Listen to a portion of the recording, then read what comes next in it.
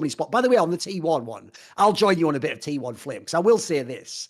Mate, actually shout out to Bengi, because I'll tell you a weird angle people don't know. I'll give you a quick analogy. You know, in CSGO, famously a player that people accused of cheating, and I've always said I think he cheated, was Flusher from Fnatic, where he did like that weird mouse lift thing, and then people think he cheated even in majors, right? I always used to say, in a fucked up way, because there was never any actual like hard evidence, and we don't have like there's no like way of like checking his mouse from all those years back then, so we'll never actually know if he did it. He got away with it, basically. I always say, if you actually do get away with it in a fucked up way, I can sort of admire that. It's like in a movie where you're watching a bank robber, but he executes the heist properly, and then he does actually ride off into the sunset. The cops are too stupid to catch him. In a way, you're like, that is kind of cool. You're kind of like an anti-hero. I've got to say, shout out to Bengi, because I already thought you were a mad fraud, even for some of those world championships. But I love the way he actually just understood that the writing was on the wall, Tom. He was like, wait a minute, Faker's out. He has a hand injury. We don't have a good person to replace him with, and we're probably going to actually fuck the split up. And if we really fuck it up, maybe not even make worlds. You know what? I'm just leaving now. I'm not going to wait till the whole house is burned down. I saw you late in the match. I'm just leaving now, mate. You know what? I'll just be gone. And the joke now, if you know how dumb fans are, is when T1 collapses, they'll just blame whoever's playing in the team and whoever the current coach is. They won't even blame Bengi. He's actually done what he's done his whole career, which is when he's actually shit, just fucking rizzle-dizzle like, well, that's enough for me, folks. It's like, and then in come the commercials, like, give me a break. Oh, what? Are you just a fucking... His entire career... Dude, his entire career was like some sort of fucked up porn acrobat just swinging on Faker's nuts the whole time. Jesus.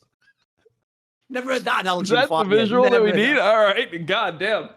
Well, if we haven't got trucked to this point, that's definitely where we get trucked. I can't lie, Dom. Here's the sad thing. When people see that and everyone else, they can't handle the heat, you know, they can't handle the pressure. They've never been where you and me are on the hot seat. Low key, I would actually sort of low key love it if a truck did come outside T1 thing like, because what would they say? Like, you know, like, fuck Thorin and I will dominate. I'd love that, mate. That would actually like warm the cockles of my heart. I would sort of be like, I would like take that screenshot and I would just fucking put it on my Instagram or something like, love to the fans out there or something like that. Fucking, it'd be amazing, mate. It'd actually be amazing. Oh, I love it. I love it. Yeah. I mean, it's sad that I've blocked so many T1 fans at this point, because there was some ones I was trying to find a clip from earlier where, or not a clip, I was trying to find a tweet where it was a guy's pin tweet, and this was after Faker lost when he won in 2022 spring LCK. Okay. And the tweet had a picture of Faker crying. I've told my stream about this before. A picture of Faker crying after 2017, the really iconic moment where his head was down and like he was holding his head, and it was just like, you know, it showed how much he cared about the game. And then him just smiling and like lifting the trophy in 2022. And the tweet said, back when you lost, I cried. Now seeing you happy makes my life. I love you. It said, I love you. And then it added Faker. And all the replies were like, this is beautiful. This is like the most beautiful thing I've ever seen. And I was trying to find this tweet because this was a step into like a different realm for me, because anyone I know would be like, bro, you're being so fucking cringe. Delete that shit. Like if I put some shit like that about OMG, people would be like, all right, this is too far. You're getting fucking weird. You need to fucking get your shit together. You're representing the whole stack poorly. Like people would be on my ass instantly. But all the comments, it was like 30 comments. And you know how Koreans are with social media. Oh, yes. They'll tweet something and it'll be like 150 retweets and like 200 likes. It's like, what the fuck is that ratio? Everyone who liked it retweeted it. And all the comments were just like, this is touching. I am moved by this tweet.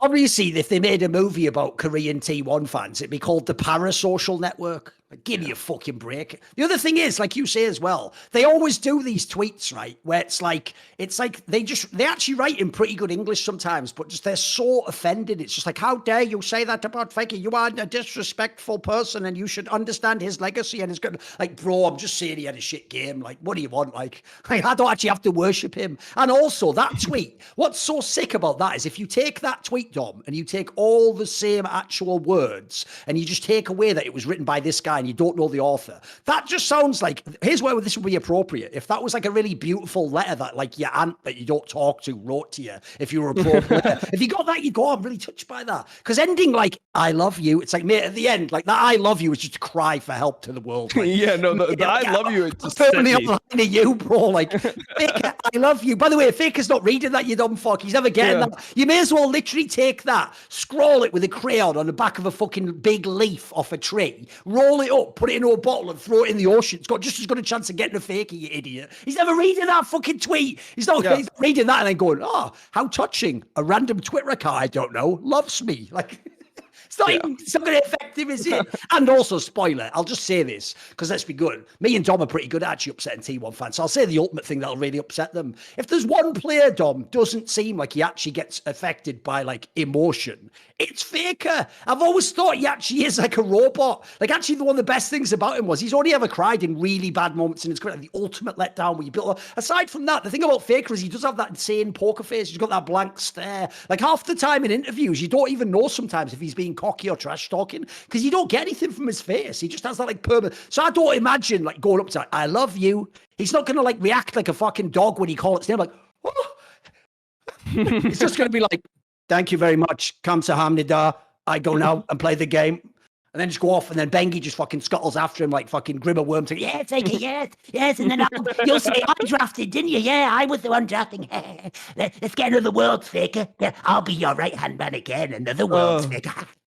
So no, I think luckily Bengi's gone. By the way, how gangster would it be if Faker just came back next week and he was like, is that Bengi cunt gone? Nice, right. He's like, I've been trying to get rid of him for years.